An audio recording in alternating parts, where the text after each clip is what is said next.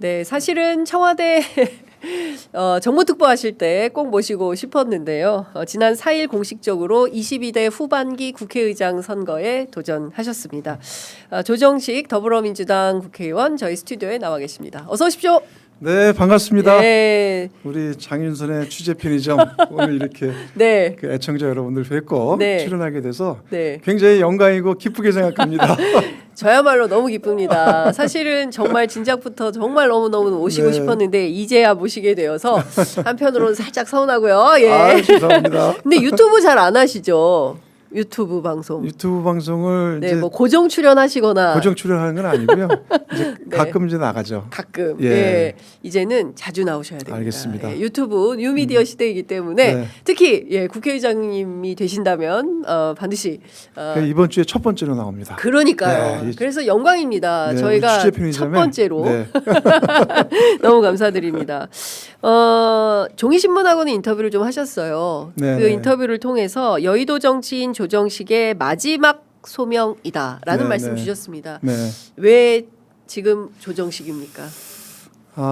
제가 지금 국회 최다선이 이제 그 육선 의원입니다. 네. 그 더불어민주당에서는 제가 이제 유일하게 저 혼자만 있게 됐는데 그 추미애 의원님께서 같은 육선 동료 의원이셨는데 네. 이번에 경기도지사를 이렇게 출마하시게 되셨죠. 네. 하반기 국회는 제가 이제 현재 유일하게 육선 의원인데 사실 이번이 제가 국회의장의 세 번째 도전이에요. 삼수생이다. 네, 삼수생이고 삼세판이죠. 삼세판. 그런데서 네. 그 사실상 또 마지막 도전이라고 생각을 하고 있습니다. 네. 저는 그 이재명 대통령과는 오랜 기간 함께 일해오면서 그 정치적인 말 그대로 운명 공동체라고 저는 생각을 해요. 그리고 그 모진 과정을 거치면서 그 내란을 극복하고 내란을 청산하고 우리가 이재명 정부를 탄생시키지 않았습니까? 그리고 너무 일을 잘하고 계시잖아요. 네. 그래서 이제 집권 2년 차, 딱 지방선거가 6월 3일이면은 딱 이재명 정부 출범 2년 차를 이제 네. 접어들게 되는데 그때가 또 하반기 국회 시작입니다. 그렇습니다. 그래서 지난 1년의 과정이 내란 극복과 대한민국 정상화의 과정이었다면 네. 이제는 그 대한민국 대도약과 전환을 이루는 시기고 말 그대로 제대로 일을 해서 네. 그걸 또 국민들께 성과로 네. 이렇게 이제 보여드리는 기간이라고 봐져요. 앞으로 예, 예. 하반기 국회는. 그렇습니다. 그래서 그 이재명 대통령과 함께 오래 일을 했고 호흡을 맞춰온 제가 예. 하반기 국회를 정말 국민께서 효능감 있는 국회로 느낄 수 있도록 네. 그 당정청과 국회가 하나 돼서 이제 하는 것이 저의 소명이라고 생각을 하고 네. 또 그를 통해서 그 이후에 23대 총선과 예. 더 나아가 정권 재창출의 우리 지상 목표인데 예. 그것을 만드는 기반을 만드는 것이 예. 그러니까 육선의 여의도 정치인으로서의 저의 마지막 소명이 아닌가 이렇게 생각을 합니다. 그런 네. 각오로 지금 네. 준비를 하고 있습니다. 그렇군요. 네. 사실 말씀 주신 것처럼 입법, 사법, 행정이 좀 하모니를 이루면서 네, 제발 좀 편안한 네, 네, 안정감. 네. 물론 이제 지금 뭐 상당히 안정을 찾았습니다. 내란 속에 윤석열 전 대통령이 그 집권하던 시기하고 비교하면 그때 국민들이 불안해서 살 수가 없었잖아요. 그럼요. 특히 외국에만 나가 또 무슨 사고 치나 봐. 네, 얼마나 네, 다들 걱정하셨습니까? 근데 이제 여전히 좀 하모니가 필요한 상황에서 그걸 잘 하실 수 있는 분이 이 국회의장이 되셔야 된다라는 말씀 주신 걸로 이해하겠습니다. 박지원 전 대표 그리고 김태년 전 의원 네. 두 분도 도전장을 내셨습니다. 네, 네. 두 분은 좀 동료 의원으로서 어떻게 평가하십니까? 두 분 다 네. 그 저는 굉장히 훌륭한 분이고 네, 그 역량도 출중한 분이라고 생각을 해요. 네, 또 뭐 박지원 의원님은 또 정치권의 대선배님이시기도 예, 하고 예. 또 김태년 의원도 같은 동료 의원이고 둘 다 훌륭한 분이라고 저는 당연히 생각을 하고요. 네, 근데 이제 하반기 국회가 그 아까도 말씀드린 것처럼 특히 이재명 정부와의 호흡과 그리고 집권 여당으로서의 안정감 네, 또 그것을 성과로서 만들어내는 당정청과 국회가 하나 돼서 저는 이런 것이 굉장히 중요하다고 생각을 하는데 네, 이제 그런 점에서는 제가 적임자가 아닌가 생각을 해요. 네, 크게 한 두 가지를 말씀드리고 싶은 것은 첫 번째는 그 이재명 대통령님과 정부의 철학을 뼛속 깊이 이해하고 그리고 함께 해왔고 네. 또 그리고 그것을 책임질 수 있는 사람이 저희다라는 말씀을 드리고 싶고 두 번째는 제가 국회에서 육선을 하면서 네. 그 참 많은 당직과 국회직을 이렇게 겪었어요. 경험을 했는데 그러니까 원내 대변인도 했고 네. 또 여당 정책위장도 했고 네. 또 사무총장도 2번을 했어요. 네. 그리고 대통령 정무특보도 이제 역임을 했고 그리고 제가 맡은 일에서 저는 항상 선당우사의 자세로 그 항상 성과로서 증명을 해왔던 사람입니다. 네. 그렇기 때문에 이런 두 가지 점에서 특히 하반기 국회가 일을 제대로 해내는 데 있어서는 제가 적임자다. 이런 말씀을 제가 드리겠습니다. 네.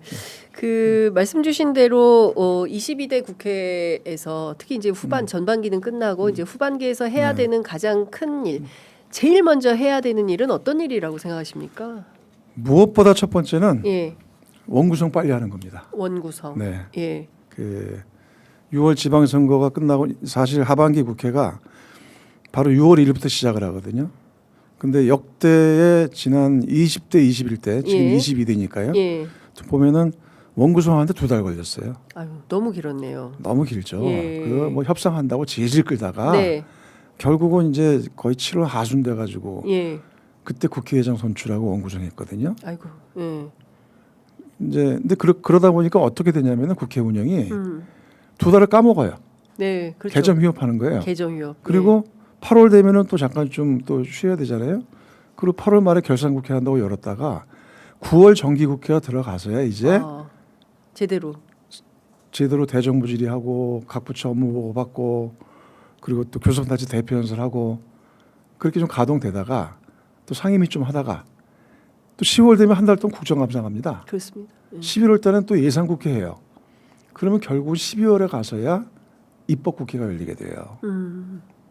그래서 이런 그 악순환이 지금까지 사실 예. 지난번 다 되풀이 됐는데 예. 이제는 이건 악순환 더 이상 용납해서 안 된다, 용납 못 한다. 네. 그래서 그 제일 먼저 해야 될 것은 그 지방선거 끝나자마자 바로 원구성에 착수해서 네. 6월까지 무조건 완료한다. 예. 네, 무조건 완료하고 그리고 바로 7월 임시국회 열어서 예. 지금 6월까지 무조건 착수한다. 6월까지 완료하고 7월에 완료한다. 바로 임시국회 열어 오, 예. 상임위 가동과 오. 그때 또 대정부 질의도 하고 예. 그리고 그때 상임위 가동 통해서 시급한 민생 현안과 국정과제 입법 처리한다. 예. 네. 예. 그리고 그 다음에 정기국회를 가야죠. 속도감이 네. 5,600만 분의 1. 지금은 예. 하반기 국회에 제일 중요한 거는 사실은 국회하면 협치 얘기를 하는데 네. 협치보다 더 중요한 게 지금 속도감입니다. 속도감이다. 네. 예. 그게 그리고 그 우리 국민들에게 필요한 것도 정부가 일을 잘하는데 국회가 그거를 막고 있으면 안 되잖아요. 맞습니다. 예. 발목 잡으면 안 예, 됩니다. 발목 잡으면 안 되고 예. 엇박자나면 안 되잖아요. 그렇습니다. 그래서 얼마나 지금 세상이 빠르게 돌아갑니까? 네. 지금 중동 정전 때문에 불안하죠. 네. 필요하면 또 2차 추경이 언제 해야 될지도 몰라요. 그리고 민생 입법 또 이재명 정부가 들어서서 그 국정과제 입법을 제가 정부 특보할 때 쭉 추려 보니까 한 180여 건 돼요. 네. 근데 절반도 안 됐거든요. 예. 그래서 이번에는 예. 7월 달에 좀 처리하고 예. 또 올 연말까지 다 완료해야 돼요. 그래야 정부가 일을 할 거 아닙니까? 그렇군요. 예. 예. 그래서 지금 하반기 국회에 제일 중요한 거는 속도다. 속도다. 예. 이렇게 말씀을 드리고 싶어요. 그래서 예. 사실은 예. 이번에 저희가 그 5월 6일 오늘 예. 원내대표를 선출하고 예. 그리고 13일 날 이제 바로 일주일 뒤에 국회의장 민주당 이제 후보를 선출을 합니다만 처음에는 당초 그 지방선거 후에 원내대표 선출하는 게 낫지 않을까 뭐 이런 의견도 있었는데 저희가 다 앞당긴 거예요. 네. 그거 뭐냐면 미리 준비를 들어가기 위해서입니다. 그렇군요. 예. 네. 그 협치 저는 그게 필요하다고 봐요. 네. 네. 협치보다 속도다. 속도다. 예. 네. 알겠습니다. 이것 좀 여쭤볼게요. 제가 아까 이제 입법, 사법, 행정의 네, 네. 하모니가 중요하다고 했는데 네, 네, 네. 입법하고 행정은 그래도 하모니가 되는데 네. 이 사법부 조희대 대법원장과 관련한 문제들이 이제 지속적으로 그래서 네. 이제 저희 댓글창에도 지금 조희대 대법원장 탄핵 얘기가 다시 또 이제 나오고 있는 네, 건데요. 노태학 대법관 후임에 대한 임명 제청을 지금까지도 안 하고 있습니다. 그러니까요. 이 점은 지금. 국회에서 조금 촉구를 해야 되는 것은 촉구를 해야 아닙니까? 되겠죠. 예. 우리가 지금 그러니까 이제 대한민국 정상의 과정들을 쭉 이제 해가고 있지 않습니까? 네. 그래서 입법부는 우리 이재명 행정부를 탄생을 시켰고 또 국회에서도 더불어민주당이 그 집권 여당으로서 네. 다수당으로서 예. 이제 정말 효능감 있는 국회를 이제 만들어가고 있습니다. 그렇게 하고 있고. 근데 사법부가 여전히 아직 예. 답답해요. 예. 그리고 조희대 대법관 체제가 예. 지속되면서 예. 계속 사실은 그 조희대 대법관 체제가 지금 정치를 하고 있는 겁니다. 그리고 다 이렇게 보면서 자기들이 막 조절하려고 그러고 이 사법부가 말 그대로 국민을 위한 공정한 이 재판부가 되어야 되는데 스스로가 권력이 돼서 정치를 하려고 하고 있어요. 그러니까 계속 조희대 대법관을 빨리 탄핵했는 얘기가 당연히 나오는 거 아니겠어요? 네.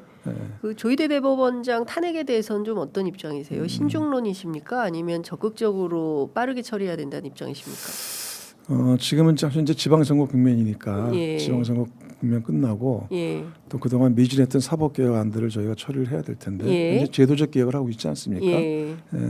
조희대 대법관 물러나야죠. 물러나야 된다. 네, 네. 스스로 물러나는 것이 일단 그것이 최선이다. 최선이다. 네. 예. 그리고 계속 이렇게 조희대 대법관과 그 사법지휘부가 스스로 정치 권력이냐 행사한다면 그러면 국민의 심판을 받고 의회가 또 그것을 탄핵의 회초리를 드려야 될 상황이 오겠죠. 예. 네.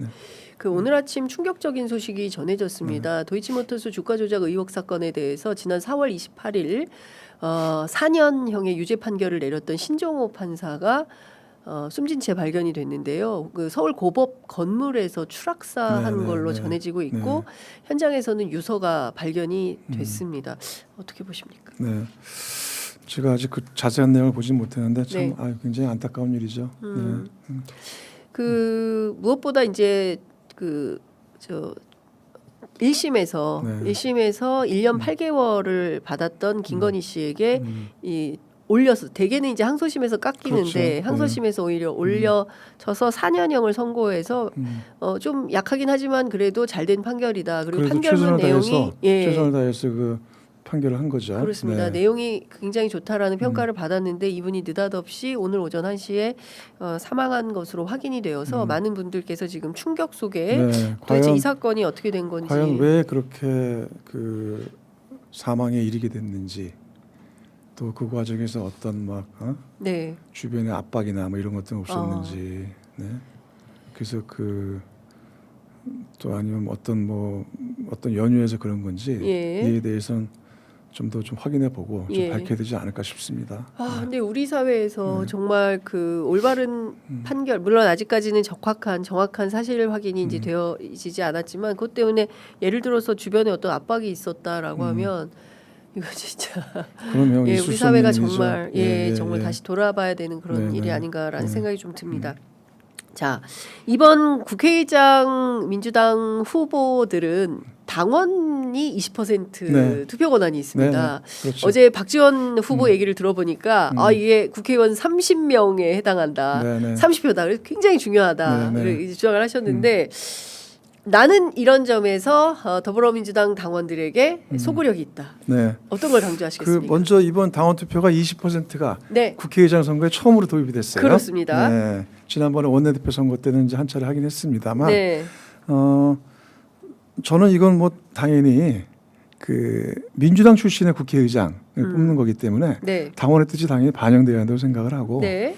또 제가 그 이재명 대표 모시고 사무총장 시절에 그 당원 주권 정당의 기틀을 만드는 데 좀 기여를 했어요. 네. 그래서 이제 그것에 따른 이번에 의장 선거에서도 당원 뜻이 반영된 의장이 네. 선출되는 것이죠. 그리고 저는 그렇게 봅니다. 그 당원들께서 네. 굉장히 그 현명하신 판단을 이제 내리실 거라고 봐요. 예. 선택을 하실 거라고. 예. 그러니까 그 보통 보면 이런 당원 투표를 하게 되는 분들 보면은 굉장히 더불어민주당과 우리 대통령님과 또 정치에 대해서 고관여층이 많이 있으세요. 네. 그래서 그렇습니다. 그분들은 또 쭉 이렇게 보시거든요. 예.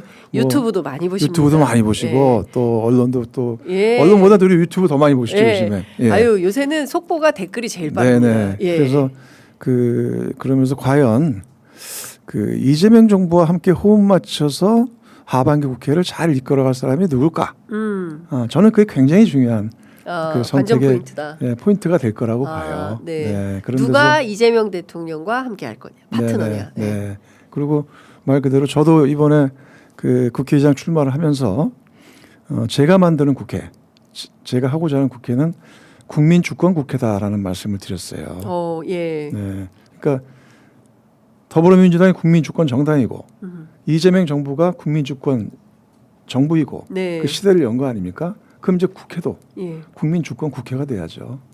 주권자인 국민의 뜻에 따라서 네. 결단하고 또 속도감 나서 일 처리하고 네. 또 그거를 국민께 효능감을 돌려드리는 국회. 예. 그래서 그렇게 돼야 되고 그러기 위해서 당정청과 국회가 예. 하나의 호흡을 맞춰서 국가적 과제를 풀어가는 국회. 예. 네. 그래서 저는 우리 또 현명하신 권리당원 여러분들께서 그러한 점을 굉장히 또 깊게 보실 거라고 봅니다. 네. 그리고 제가 좀 상승돼 있다고 저는 저 스스로 평가를 해요. 아니 근데 어제 그 저희가 경향 TV에 같이 출연했었던 네. 그 박지원 후보님은 어떻게 네. 평가하시냐면 여론조사상 압도적이다. 네. 민심이 당심이고 당심이 천심이다. 네, 네. 그로 본인이 압도적으로 네. 그 앞선 그 평가를 받고 있다 이런 주장을 하십니다. 네. 어떻게 보세요? 여론조사는 어떻게 해석하십니까? 그 현재 일반 여론조사가 일반 언론사에서 예. 언론사에서 일반 여론조사를 몇 개 한 게 저도 봤습니다만 그 무응답층이 많더라고요. 무응답. 예, 그래서 일반 여론조사와 실제 그 고관여층들이 참여하는 그 당원 투표와는 좀 다를 것이다 저는 보고 있어요. 그리고 그래서 실제로 이제 그리고 또 아직 모르는 분들도 많이 계세요. 네. 이번에 그 저도 이렇게 쭉 지역도 다니고 당원 간담회를 해보면은 그 권리당원 투표가 있냐고 되물어보신 분들도 있어요. 근데 이제 시간이 지날수록 이제 점점 관심이 높아지기 때문에 이번 주부터는 관심이 높아질 거라고 보거든요. 그래서 이제 많은 분들이 참여하시기를 저로 바라고 네. 또 그 많은 당원들께서 그 하반기 국회에 정말 누가 어떤 사람이 적임자냐를 가지고 판단을 하실 거라고 봅니다. 네. 단순한 인지도 싸움은 아니거든요. 인지도 싸움은 아니다. 네네. 네. 네. 제가 아까 여쭤봤던 것 중에 이제 속도감 있게 원구성을 가장 먼저 하고 그리고 지금 개혁 법안들이 산적해 있습니다. 네. 정말 속도감 있게 민생 법안 뭐 100개씩 뭐 이렇게 계류돼 있는데 네네. 그 국민의힘이 필리버스터로 막고 있지 않습니까? 네네. 근데 또 의장이 되시면 또 양쪽 얘기를 다 들으셔야 돼서 여러 가지로 어려움이 계실 것 같은데 이 국민의힘의 정치 행태에 대해서는 좀 어떻게 생각하십니까? 뭐 국민의힘도 야당으로서 또 뭐 그 정략과 당리당략상 또 어떤 주요 또 민감한 또 정치 이슈에 대해서는 뭐 반대도 하고 또 공격도 하고 또 필리버스터도 하겠다 뭐 이럴 수 있겠죠. 네. 그러나 적어도 그 민생 과제 또 우리 경제 도약에 필요한 과제 그리고 이재명 정부가 일하는 데서 꼭 필요한 국정 과제에 대해서는 협조를 해줘야 되는 겁니다. 왜냐하면 그게 안 되면은 나라가 안 돌아가는데요. 네. 그리고 그래서 그에 대해서까지 다른 거를 빌미로 해서 이런 민생 입법까지 다 필리버스터 걸겠다고 다 처리 안 하고 막 법사위에서부터는 물고 늘어지고 본회의 회부 안건 동의 안 하고 저는 그건 굉장히 잘못한 작태라고 봐요. 그리고 후반기 국회에서는 이런 일 없어야 되죠. 네. 예. 그걸 앞으로 이제 더군다나 이번 지방선거 끝나고 향후 내년까지 1년은 선거가 없는 해잖아요. 네. 그러니까 그런 이제 당리당략과 정략이 아니라 진짜 나라를 위한 일을 해서 민생을 안정시키고 경제를 도약하고 그다음에 국민이 원하는 일을 하는 거에 대해서는 같이 협력해라 해야 된다는 얘기를 저도 설득을 당연히 의장으로 하고 네. 또 그리고 또 말 안 듣고 응하지 않으면 결단해야죠. 네. 어떤 그래서, 식의 결단이 있을 수 있을까요? 적어도 저는 그렇게 국회를 운영해야 된다고 봐요. 제가 그 여러 의원님들 얘기를 들어보면 국회 일정이 너무 예측 가능성이 없어요. 이게 도대체 네. 언제 본회의가 본회의가 할지 안건은 또 뭘 할지 예. 네? 아. 상임위에서 통과시켰는데 법사위가 아직 통과 안 됐거나 예. 법사위 통과해도 본회의에 언제 올라오는지 아. 그리고 또 본회의 시간도 2시에 한다 그랬다가 예. 늘어지기도 하고 이게 도대체 무한대기. 그러니까 예측 가능성이 너무 떨어지고 고무줄국회가 돼 있는 거예요. 고무줄국회다. 그거를 특히 초선 의원님들이 많이 답답해하시더라고요. 예. 그러니까 그래서 그러다 보니까 또 지방에 있는 그 의원님들 같은 지역구 의원님들 같은 경우는 지방에도 일정도 있고 그렇죠. 또 대외 일정도 있고 사실 국회의원이 꽤 바쁘잖아요. 열심히 엄청나게 일하려면. 바쁘죠. 예. 예. 그리고 또는 내지는 뭐 필요한 의원 외교 활동이 있어서 예약돼 있다가 취소를 하는 경우도 발생할 수도 있고. 네, 네. 그래서 좀 더 좀 예측 가능하고 할 일을 해야 될 땐 따박따박 처리하는 국회가 됐으면 좋겠다라는 게 예. 특히 초선 의원님 비롯한 여러 의원님들의 의견이에요. 예. 그래서 저는 이제 임시국회가 열리게 되면 회의가 정해지지 않습니까?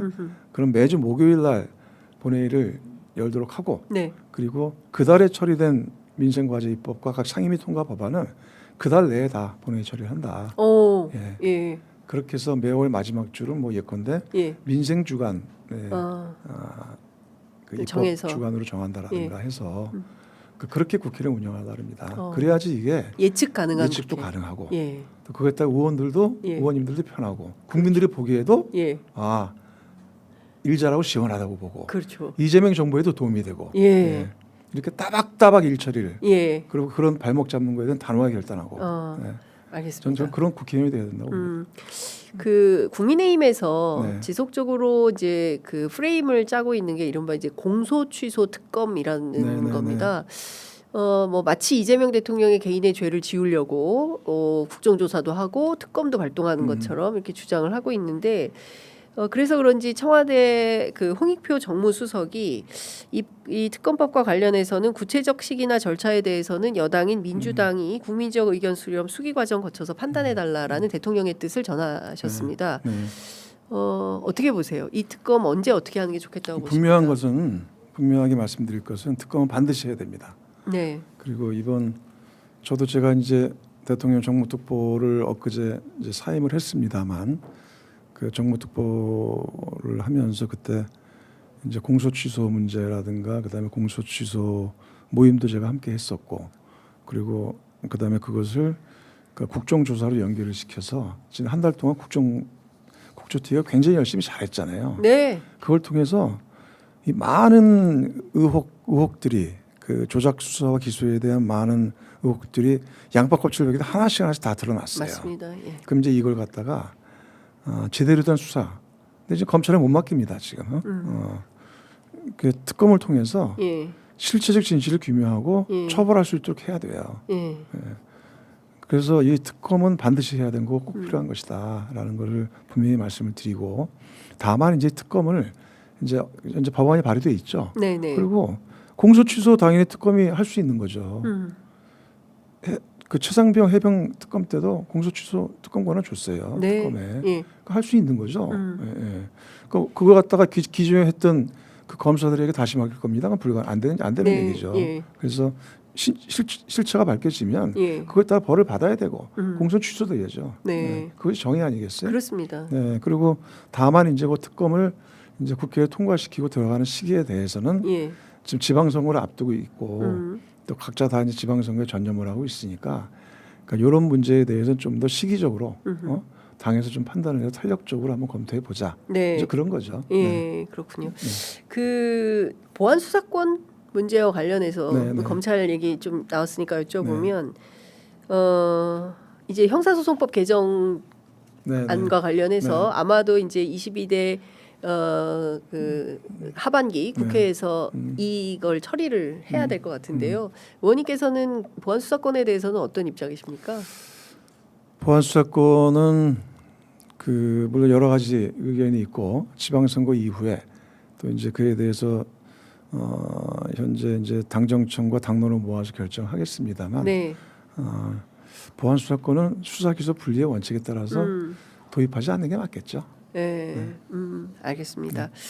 자, 내일 국회 본회의가 있습니다. 그 국힘은 이제 반대 당론을 정했어요. 그 개헌, 네. 이 동시 개헌 국민 투표를 하자는 게 우원식 의장의 뜻인데 네, 네. 가능할까요? 내일 본회의까지 일단 하루가 있으니까 또 우원식 국회의장께서 예. 최선을 다해서 하고 있고 네. 제 정당 연석회를 통해서 이번에 사실 원포인트 개헌 아닙니까?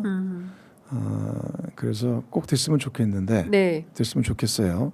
근데 지금 이제 국힘이 뭐 아주 반대 당론을 취하고 또 아예 그냥 보이콧해서 투표 불성률을 만들겠다 이런 형태를 보이고 있어서 지금 만만치는 않은 상황인 것 같아요. 네. 사실상 어렵겠다. 그러면 그 하반기 국회에서는 만약에 이번에 좌절된다면 하반기 국회에서는 이 개헌 문제를 어떻게 하시겠습니까? 해야죠. 예. 바로 저는 하반기 국회에 해야 될 몫의 하나가 바로 개헌이라고 생각을 합니다. 네. 특히 이번 사실 그래서 국민적 합의가 높은 사항부터 단계적으로 네. 일단 이번에 원포인트 하는 건데 이거는 뭐 다 이미 다 우리 애청자 여러분들과 우리 취재편님도 다 아시겠지만 그 크게 세 가지잖아요. 네, 결국 그렇습니다. 예. 5.18과 부마 항쟁을 헌법 전문에 담고 그다음에 두 번째 그 이제 그 지방 분권 네. 그 세 번째는 이제 핵심은 개헌 통제. 예, 개헌 통제. 이제 그 세 가지인데 이거는 누가 봐도 이- 공감을 안 할 수가 없는 거예요. 근데 국힘이 이거를 반대한다? 결국은 네. 윤어게인 정당으로 되도록 하겠다는 자기들의 선언을 하는 겁니다. 그래서 이거는 저는 국민한테 반드시 심판을 받을 거라고 봐요. 네. 그래서 당장 이제 내일이니까 오늘 하루라도 좀 개거천선해서 네. 좀 나섰으면 좋겠어요. 그러기를 촉구를 하고 예. 만약에 이번에 그게 그 성사되지 않는다면 제가 의장이 되면 곧바로 후반기에 개헌특위를 다시 구성하려 합니다. 네. 그리고 다시 설득 들어가고 다시 추진을 할 거예요. 예. 그 임기 중에 대통령 4년 연임제를 포함한 이른바 이제 권력구조 개편이죠. 이제 네. 개헌을 하겠다라고 공약으로 내세우셨습니다. 네, 네. 뭐 그래서 그런지 모르겠지만 장동혁 대표가 얼마 전 대구에 내려가서 사회주의 개헌 얘기를 막 해요. 아니 그거 좀 약간 좀 도대체 무슨 뜬금없는 얘기를 하는지 모르겠어요. 예. 이거 뭐 윤호개인보다 더한 얘기를 하는 거죠. 그럼 그렇죠. 사회주의 개헌이라는 게 도대체 예. 대한민국 국가에서 그게 지금 말도 안 되는. 뭐 예. 과거의 색깔론도 아니고 네.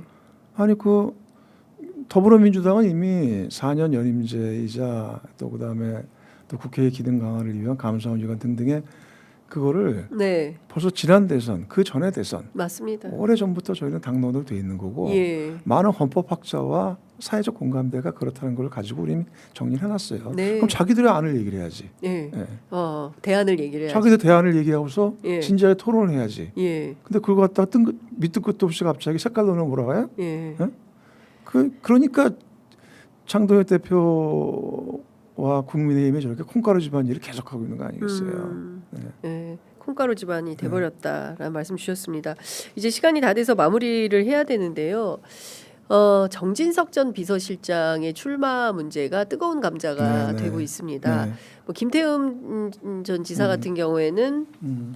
후보 등록을 무기한 미루고 네. 나서고 있는데요. 어떻게 보세요?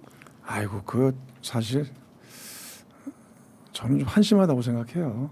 정진석 실장의 출마 자체가 한심하다. 그리고 그런 걸 가지고 국힘에서 네. 뭐 하느니 마느니 그런 그 사실 말도 안 되는 얘기잖아요. 정진석 전 실장이 누굽니까?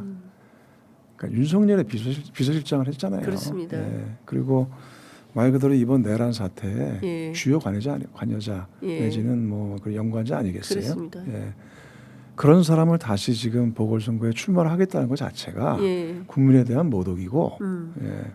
저는 상식적으로 있을 수가 없는 일이라고 생각을 해요. 예. 예. 그래서 도리어 사과와 반성을 해도 시원찮을 판에 예. 그거 한마디 없이 예. 그러니까 다시 보궐선거 판이 벌어지니까 출마하겠다. 네. 그리고 그거 갖다 국민의힘에서 지금 고민을 하고 있다. 이건 정치가 아니죠. 예. 공천을 준다고 보십니까? 안 준다고 보십니까? 글쎄 모르겠어요. 예. 본인들이 출마한다 그러니까 공천을 줘야 되나 하다가 또 그런 또 비판 여론이 많으니까 예. 줘야 되나 말아야 되나 계속 갈팡질팡하고 있는 것 같아요. 예. 저도 궁금해요. 마지막 결론이 어떻게 나올지 예를 들어서 준다. 예. 공천을 준다. 그러면 이번 지방선거는 음. 시대 정신이 어떤 시대 정신이 반영된 선거여야 한다고 보십니까? 만약에 공천을 준다 하면 그것뿐만 아니라 국민의힘 공천 전반이 네. 말 그대로 그 윤어게인 예. 부활의 공천입니다. 윤어게인 부활의 예, 공천이다. 그리고 국민의힘이 여전히 그 내란의 추억에서 벗어나지 못하고 예. 그 내란당의 재기를 시도하는 그런 정당임을 이제 명백히 드러내는 거죠. 네. 왜냐하면 실제 국민의힘에서 현재까지 광역단체장 공천된 걸 보면은 한 사람도 안 받겠어요. 네. 그리고 그 중에서 상당수가 그 윤석열이 구치소에 있을 때 구치소 접견을 추진을 시도했던 사람들이에요. 그러니까요. 예를 들어서 뭐 충북의 김영환, 대전의 이장호, 네. 그다음에 세종의 최민호, 예. 충남의 김태형, 예. 경북의 이철호. 예. 거기다 더해서 플러스 추경호 네. 공천했죠. 예. 또 찐윤, 예. 이진숙 이진수. 보궐선거 공천했죠. 예. 그리고 그다음에 정진석 실장 예. 이거 완전히 이거 세트네요. 세트. 세트잖아요, 세트. 예. 내란 세트. 내란 세트 당이 되는 거예요. 예. 내란 세트가 되는 거죠. 네. 전 이거는 단호하게 심판하고 국민께서 응징하실 거라고 봅니다. 예. 네. 그 사실 최다선 의원이시고 네. 국회에 도합 24년 현재 22년입니다. 22년 차 네. 국회 22년 차 네. 그 국회의원이신데 한국 정치가 이대로 괜찮은가 내란까지 일으키고 말이죠. 그리고 과거에는 차라리 그래도 서로 협의하기도 하고 뭐 결론도 내기도 하고 뭐 이랬는데 지금은 아예 그런 것도 없다. 대한민국 민주주의 발전을 위해서 국회가 해야 되는 진짜 중요한 일은 뭐라고 생각하십니까? 그 아까 제가 이제 그 국민주권국회, 민생국회, 네. 그리고 또 이제 효능감 있는 국회. 그러니까 여전히 아마 우리 사회 전 분야에서 국민들께서 각 네. 분야에 대한 평가를 하시면은 아마 정치와 국회가 가장 최하점을 여전히 벗어나지 못하고 있지 않을까 싶어요. 네. 네. 하지만 또 하나 그런 속에서도 새로운 희망을 봤죠. 예. 예, 그 말 그대로 정치의 가장 막장까지 가려고 했던 게 윤석열 내란이지 않았습니까? 네. 그리고 실제로 그 전쟁을 유발을 해서 그걸 명분으로 하려다가 안 되니까 마지막에 한 거 아닙니까? 예. 그래서 그런 정말 그래서 그 정치가 막장까지 갈 뻔했던 거를 국민께서 지켜주시고 다시 민주주의 가치를 지켜내고 이제 정상화의 과정을 다시 들어섰어요. 그러니까 이제부터 우리 정치는 대한민국 국회는 그 주춧돌을 다시 이제 끌어올리면서 진짜 국회가 참 필요하구나라는 것을 국민께 체감하고 성과로 만족시켜드리는 국회를 만드는 것이 저는 하반기 국회의 몫이라고 생각을 해요. 네. 그리고 이미 이제 우리 국민들께서는 지난 1년을 보면서 네. 이재명 대통령이 참 일을 잘하고 네. 이재명 정부가 정말 효능감이 있구나라는 것을 다시 한번 새삼 체감을 하셨어요. 그리고 이제는 그것을 국회에서 만들도록 하는 것. 예. 저는 그게 지금 이제 국회의 이제 역할이라고 봅니다. 네. 그래서 속도도 필요한 것이고, 네. 그리고 정부와 호흡이 필요한 것이고, 그리고 특히 국정과 이제 정부가 일을 할 수 있도록 도와줘야 되는 것이고, 또 민생 입법, 또 경제 입법, 또 우리 사회의 또 개혁 과제들 이것은 단호하게 네. 처리하고 속도감 있게 가자. 네. 네. 그리고 저는 그것이 예. 저도 이제 제가 의장이 돼도 집권여당 출신 이제 의장으로 당적은 내려놓겠지만 네. 어차피 저는 다시 더불어민주당의 당원으로 할 사람입니다. 돌아와야 예. 될 사람이고 예. 또 더불어민주당 사람이에요. 그런 데서 보면은 그것이 이후에 하반기 국회 끝난 이후에 23대 총선에서 그 우리가 총선에 승리하고 예. 정권 재창출의 교두보를 만드는 저는 그런 길이라고 저는 확신을 해요. 네. 알겠습니다. 아유 10시 7분이나 돼서 마무리하라고 네. 제작진 너무 얘기가 재밌어서 계속 듣다 보니까 제가 빠져들어가지고 오늘 아침에 이재명 대통령이 2개 X의 글을 막 올리셨어요. 뭐 부동산 불패 그런 신화는 없다. 네네. 부동산 정상화 역시 피할 수 없는 시대적 흐름이고 반드시 해야 할 국가 핵심 과제다 등등의 이제 X의 글을 올리셨는데요. 끝으로 정무특보 그만두실 때 국회의장 도전한다고 하실 때 대통령께서 어떤 덕담 주셨습니까? 네,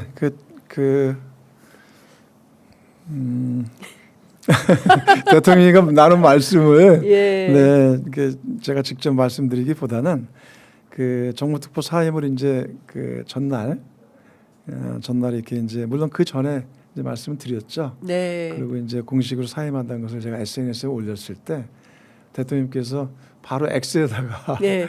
또 이제 수고하셨습니다. 예, 또 답변을 주셨어요. 예. 수고 많으셨다고 하고 그다음에 늘 함께 해주셨는데 예. 감사드린다 이렇게 또 화답을 해주셔서 사실 굉장히 아무튼 제가 일을 하는 거에 대해서 참 보람을 느꼈습니다. 네. 그리고 앞으로 이제 또 후반기 국회에서 더 잘해야 되겠다. 네. 또 이제 그렇게 생각을 하고 있습니다. 네. 그 얘기는 제가 나중에 취재해서 여러분들께 전해드리도록 하겠습니다. 오늘 말씀 너무 잘 들었습니다. 네, 그 좋은 성과 있기를 저희들도 네네, 응원하겠습니다. 고맙습니다. 네, 감사합니다. 오늘 우리 장유선 취재 편의점에 나왔으니까 예. 더 상승세를 탈 것 같아요. 그럼요. 네. 예. 고맙습니다. 예, 반드시 탑니다. 네, 저희 애청자분들께서 꼭 기억하고 네. 네, 한 표 드리지 않을까 싶습니다. 네. 오늘 말씀 잘 들었습니다. 네, 고맙습니다. 고맙습니다. 네.